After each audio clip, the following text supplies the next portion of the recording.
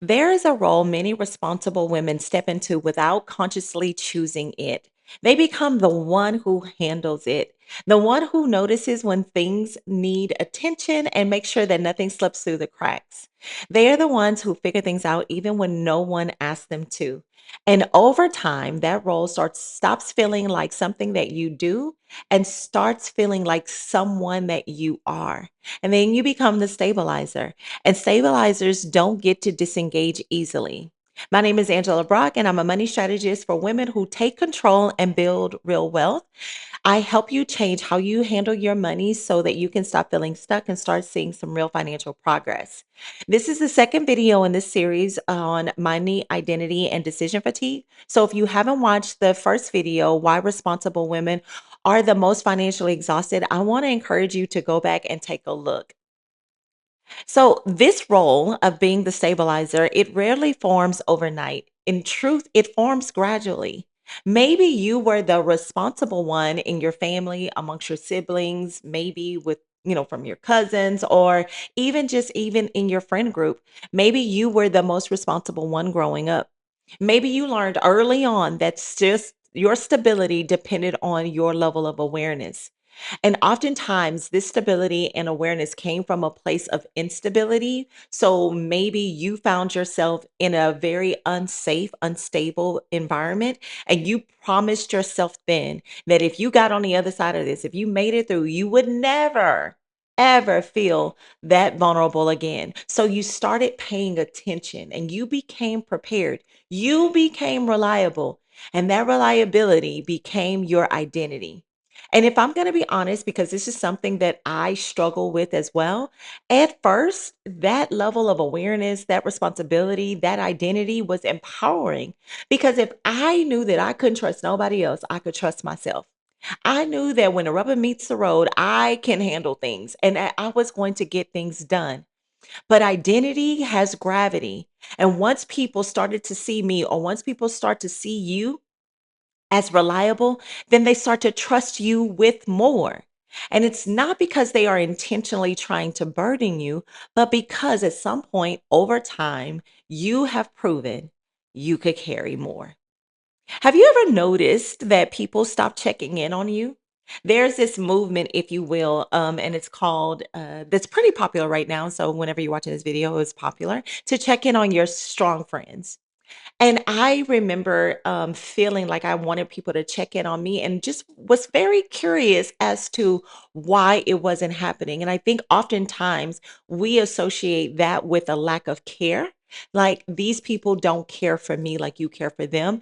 But to be honest, it's not because they don't care, but it's because they assume that I are fine.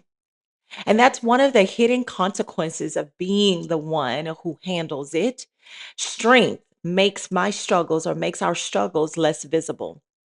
Think about the person, and there's one in every group who organizes everything. So if it's a trip, they're going to be the ones to coordinate it.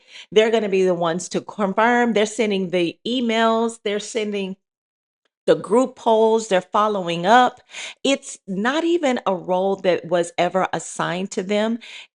They naturally stepped in, and eventually over time, anytime that there's a girls trip or a group trip or a group event, w- they everybody now all just accepts or expects them to do it.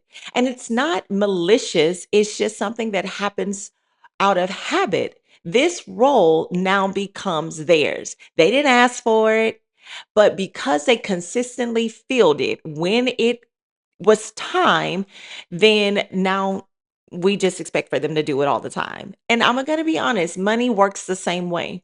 Once you demonstrate awareness and responsibility, you now become the default stabilizer when it comes to finances.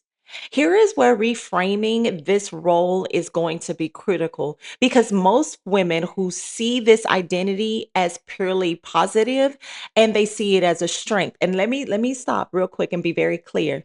If you are the financial responsible one in your relationship in your family, and you are the one who stabilizes things, let me be very clear. It is a strength, but strength without boundaries becomes sustained pressure. Not because strength is harmful, but because strength attracts dependence. So if you're strong and you're stabilizing, it attracts people who depend on someone to be strong and to stabilize them. And the issue isn't that you became capable. The issue is that that capability became expected. It was expected by others. And if I'm going to be honest, and if you're honest with yourself, eventually you expected this role or this level of dependence by yourself. This is why whenever there's something that happens, you step in automatically. You start to fix things automatically. You anticipate automatically, not because someone else demanded it, but because of whatever happened in your childhood or whatever taught you that this awareness and this stabilization and this stability um, is required. Now your nervous system realizes or it learned that your stabilization is now your responsibility. And now the responsibility becomes reflex. It's not even a conscious choice. And you didn't become someone who handles things overnight, right? You became someone who believes things won't be handled unless you are the one who handled it. And that belief carries such an enormous weight. Even when the circumstances change, even when support becomes available, identity continues reinforcing this responsibility. Being the stabilizer means that you rarely get to disengage fully. Even when there's nothing wrong and there's no trauma, there's no emergency, your awareness stays active. You're constantly monitoring, constantly tracking, constantly anticipating, constantly preventing, not because you want pressure, but because pressure once taught you vigilance, and that vigilance became safety. But here's the truth, that vigilance also consumes so much energy, and energy most people don't even realize that you're spending.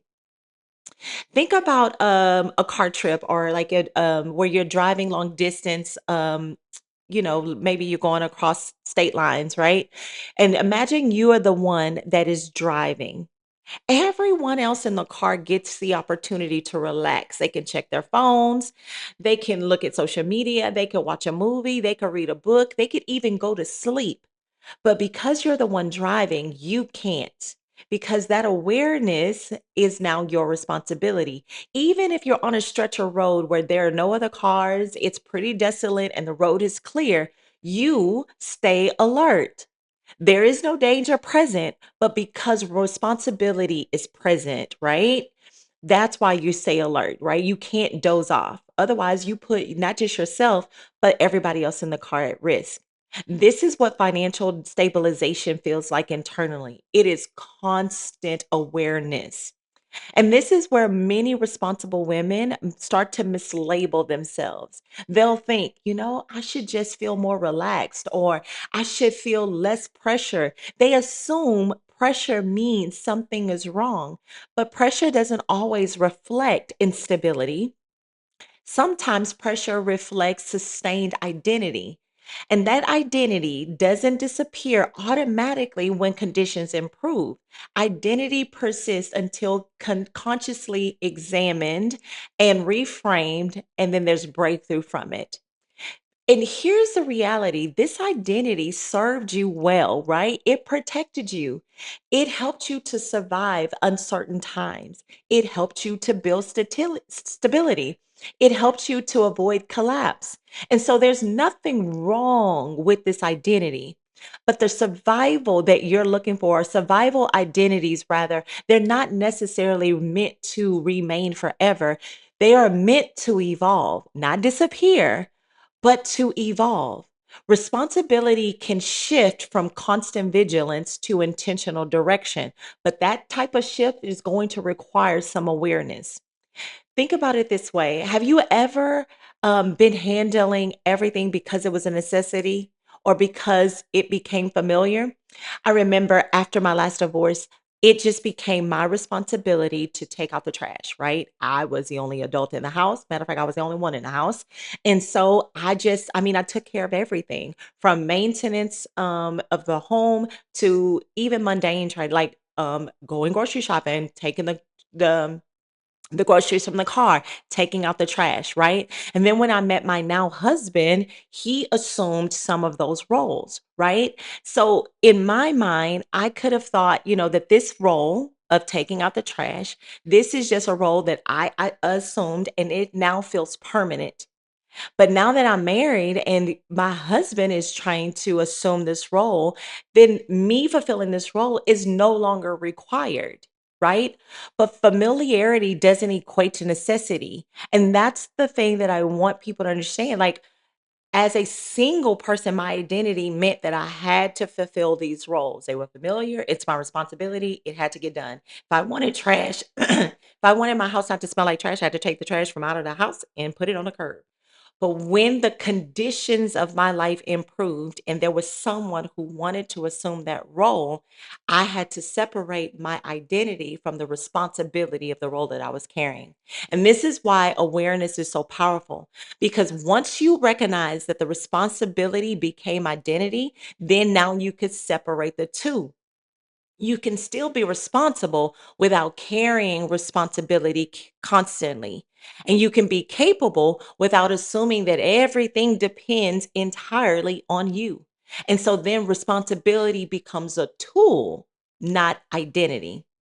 So if responsibility remains identity, then you'll continue carrying pressure automatically, even when support exists, even when stability is present, even when growth becomes possible, not because growth is unsafe, but because identity preserved vigilance and vigilance resists relaxation. So I know that that's a mouthful, but I want you to hold on to this particular truth. You don't have to stop being responsible. You just don't have to carry responsibility alone. The responsibility can become shared, directed, intentional, instead of a constant thing that you are carrying by yourself. And this shift, if you can catch this, can actually create some relief, not because it just automatically removes the responsibility, but because you are now redefining your relationship with it. So now I want you to ask yourself something honestly. Have you been carrying responsibility out of necessity or out of identity? Because once identity becomes visible, choice becomes possible. Now, the reality of your situation, if you're listening to this, you became the one who handled things to create stability. But stability was never meant to require constant carrying. At some point, stability should begin to carry you too. In the next video in this particular series, we're going to talk about what constant responsibility does to your brain and why decision fatigue, not a lack of discipline, is often the real reason financial decisions feel heavier than they should, because exhaustion isn't about capability. See you in the next video.